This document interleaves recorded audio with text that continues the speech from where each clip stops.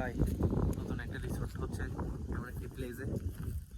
এদিক দিয়ে এই দেখুন সামনের সাইডটা আস্তে, এখানে ধানও রোপণ করা হয়েছে। যে দেখুন খুব সুন্দর একটা প্লেস। আর এই যে পাশে দেখুন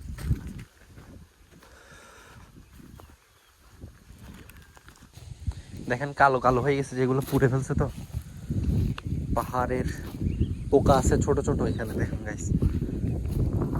ও সেই বাতাস দিচ্ছে।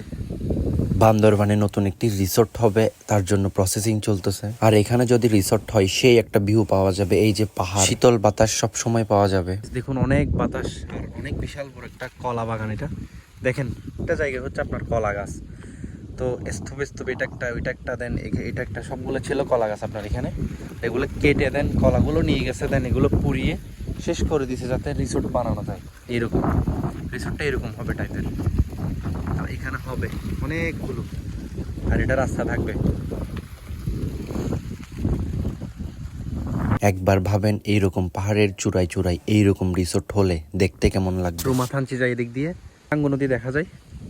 এখন আমরা দেখুন 6B এর ভিতরে বান্দরবানের মোস্ট ঠিক একটা ভিআইপি রিসোর্ট। আর এখান থেকে দেখুন কাশ্মীরের মতো ভিউটা লাগে। এই যে গাইস দেখুন, ওই যে এটা নীলাচল, আর দেন এটা হচ্ছে ব্যান একটা ভিউ, একদম কাশ্মীরের একটা ভাইব।